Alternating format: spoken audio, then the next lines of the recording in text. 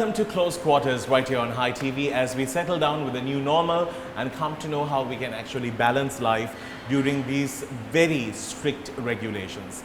Now today we are going to speak about workout, a healthy lifestyle, and how do you maintain going into a gym during these times. And also it must be a hard task when you run the operation of the gym to still meet deadlines when it comes to salaries and keep this unit operating, because machines are not easy money.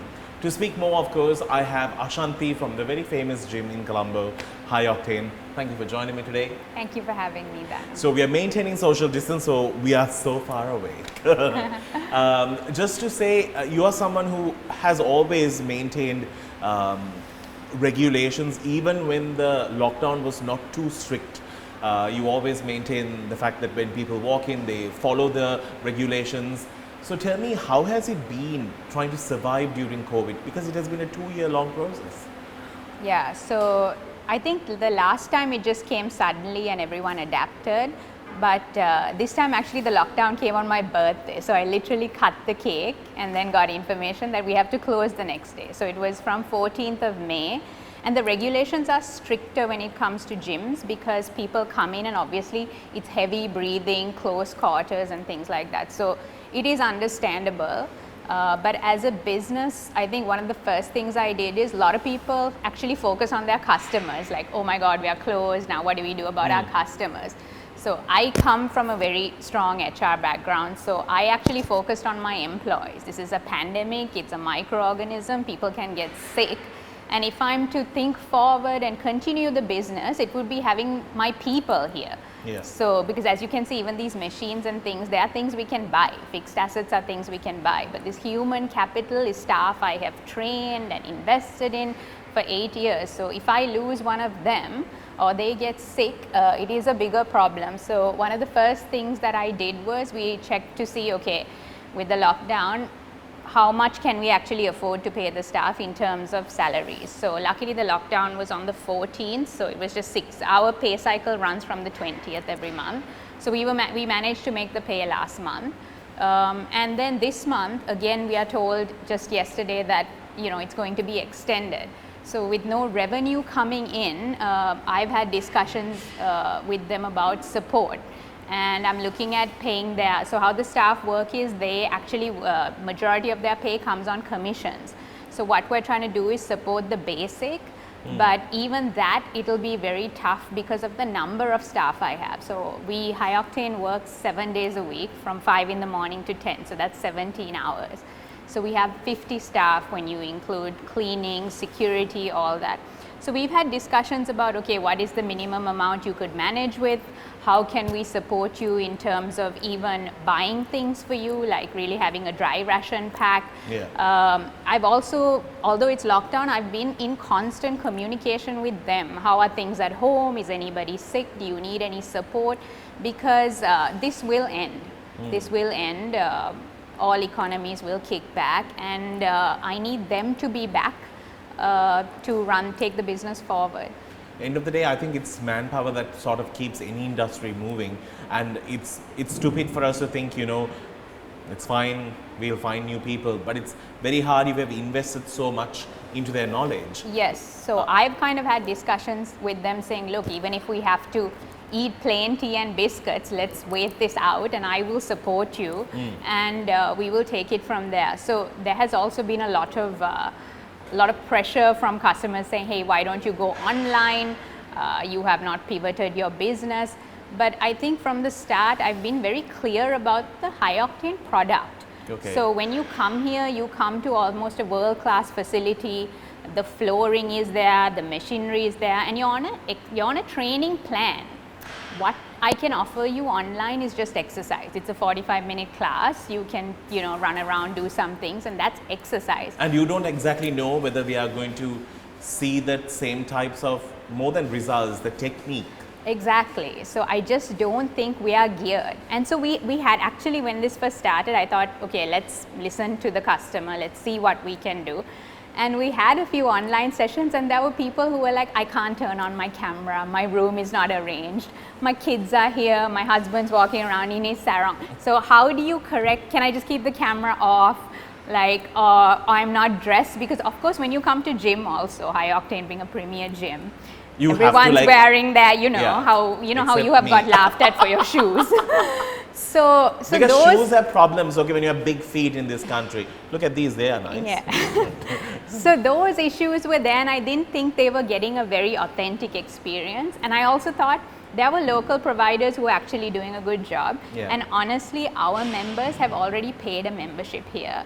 I just feel in this situation where we are all struggling, for me to go out there and put a substandard product and be like, hey, can you pay something for this, is really tough. So what I've told everybody is, listen, when you come back, when this ends, we will extend it for the full amount of time that we've been closed. And you start again. So I have a question. Something that you really highlighted, I think a few days ago when I spoke to you, is the fact that when we do online training, you have to also consider where you are, like if you're doing burpees and you're like jumping up and down, and if you're going to be jumping on like a tiled floor, it's going to really give an impact to your knees and your legs and your joints. So people do not think so far. How important is it to keep in mind when you do actually do your home workouts? What are the things for you to be aware of? yeah, try to go into things that are not high impact. Because another thing we do is, and why I'm hesitant to get into this online space, is we have a whole recovery and physio business. And everyone who comes to that has some form of an injury, which they've got from the littlest things. They've gone to carry their child and not bent their knees, so they've busted their back. And now we see a lot more injury because people are working from home. Yeah, true. And it's not ergonomically designed to work from home. They're on their dining table, they're on their couch. So you see a lot of forward head, a lot of slouched shoulders. And also when you have to do a home workout, the warm up is missed, the cool down is missed, because it's suddenly like, oh my god, I have my home workout, I paid for this, you put a mat and you just go. So those are things that are very, very difficult. And also with home workouts, for me it's the progression. Here with what we do with strength training, with the cardio equipment, it's about progression. Today you come, you do something, tomorrow it's different. With home you're very limited. And also the distractions, the bell will ring, the dog will bark, yeah, it's very difficult. So I would suggest and there is a ton of free good apps that are done by overseas trainers.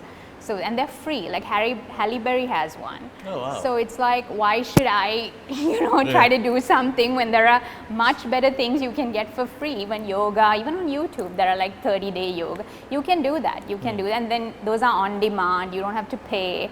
And you know that when this is done, you have a membership with a coach at a really good facility, use that. Just come back in. Now, I have to ask you now, these COVID days have really made us think differently.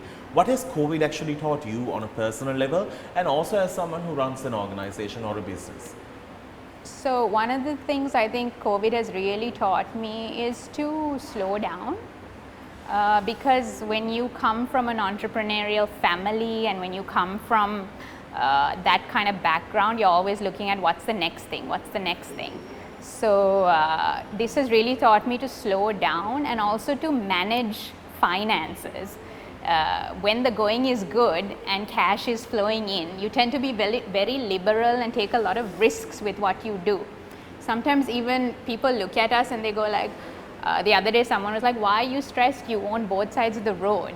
But when you're an entrepreneur, a lot of your income and your assets, they're tied into the business. Yeah, true. So it's not like you have a lot of cash flow, and these things are, they're unprecedented. Who would have thought that we are going to close and there'd be no income? And it's just not this business, even our other businesses, we import cars. So everything's closed. So that has really taught me, we have to go back to that model of saving for a rainy day and not be like a cowboy and be like, what's the next thing? So because there are a lot of opportunities to open high octane outstation in some of these high-rise buildings and things like that. And now we've really taken a step back from that and say, hey, let's focus on what we can control, what we can manage. In this transition period of fitness being not so prioritized due to the health factor and health issues, and the country suffering economically, health-wise and livelihood-wise, how do you sort of go out there and promote fitness to people? Have you ever thought of that angle? Yeah, actually it's really tough because the first things people cut down on is their gym membership. And even now, the situation we are in, like the salons are open, you can get your legs waxed, Yeah. but you can't go to the gym. And 75% of Sri Lankans die of non-communicable diseases. So it's diabetes, pressure, heart attacks. So in a way, what we do is like frontline work, but it's not recognized.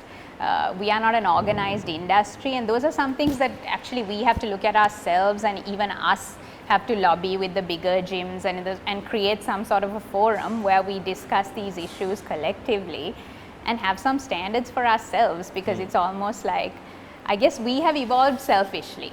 Even us, even High Octane as a big player has kind of been like, okay, this is my piece.